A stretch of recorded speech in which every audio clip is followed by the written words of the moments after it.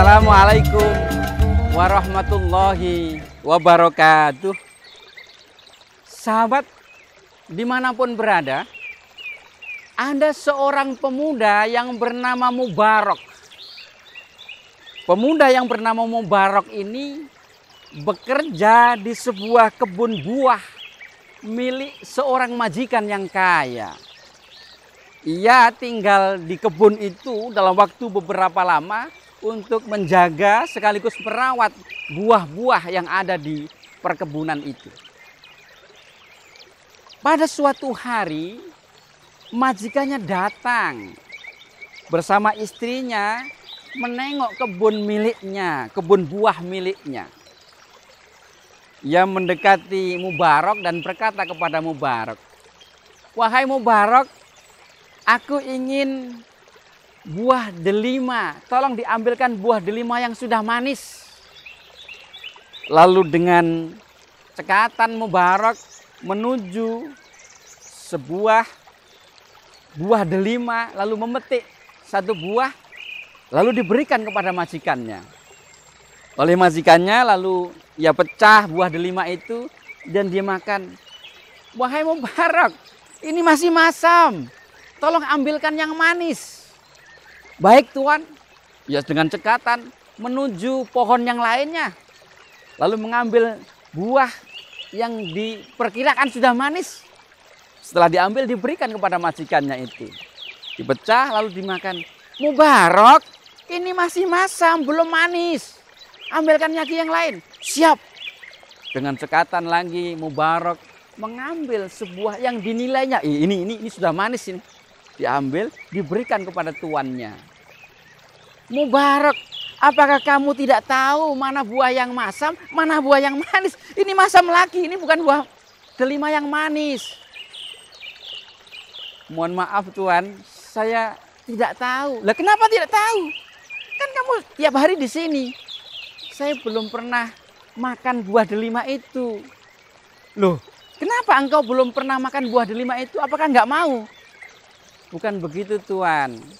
Saya ditugaskan di sini untuk merawat dan menjaga pohon-pohon buah di sini. Tuan belum pernah mengizinkan kepada saya untuk boleh memakannya." Majikannya itu kemudian berpikir ini bukan sembarang pemuda. Bahkan buah delima pun yang ia jaga setiap hari, dia tidak mau memetiknya hanya karena belum diizinkan oleh tuannya. Ini bukan sembarang pemuda. Lalu majikannya teringat bahwa ia mempunyai seorang putri yang cantik. Sudah banyak orang yang meminangnya, tapi ia tolaknya karena belum ada yang cocok. "Mubarak, aku ingin bertanya kepadamu.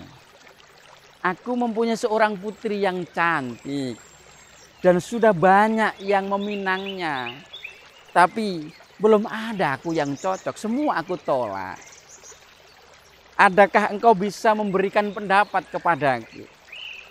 Siapakah kira-kira yang bisa aku jadikan menantu?"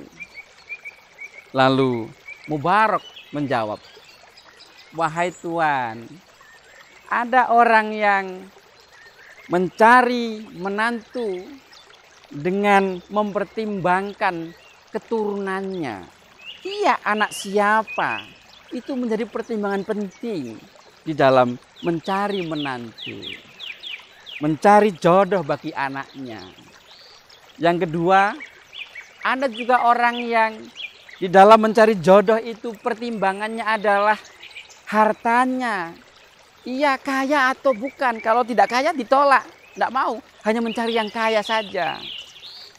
Yang ketiga, ada juga orang yang mencari jodoh itu, mencari menantu itu, pertimbangannya adalah elok rupanya, dicari yang gagah. Kalau perempuan mencari laki-laki yang gagah, kalau laki-laki mencari perempuan yang cantik.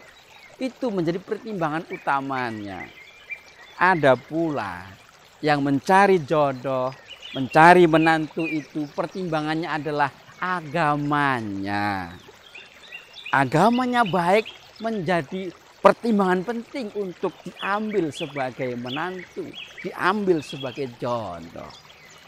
Silahkan Tuhan memilih yang mana. Mendengar jawaban Mubarak ini, si majikan semakin yakin bahwa Mubarak ini bukan sembarang orang. Mubarak ini orang yang hati-hati, agamanya baik, pengetahuannya pun luas.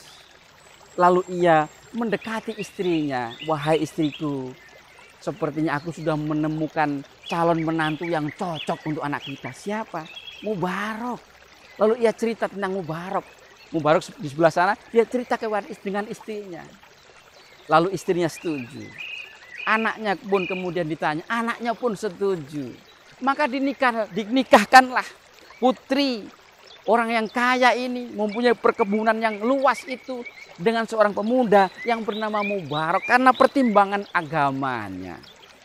Kelak setelah pernikahan berlangsung, mereka dua mempunyai keturunan. Di antaranya ia mempunyai seorang anak yang bernama Abdullah ibnu Mubarak, seorang ulama besar, seorang ulama yang alim, ahli hadis yang sangat terkemuka. Abdullah ibnu Mubarak. Sahabat dimanapun berada, marilah kita di dalam mencari menantu untuk anak-anak kita, mencari jodoh yang barangkali mungkin untuk kita yang belum mempunyai jodoh. Pertimbangan agama adalah pertimbangan terbaik apabila kita menginginkan sebuah pernikahan yang terbaik.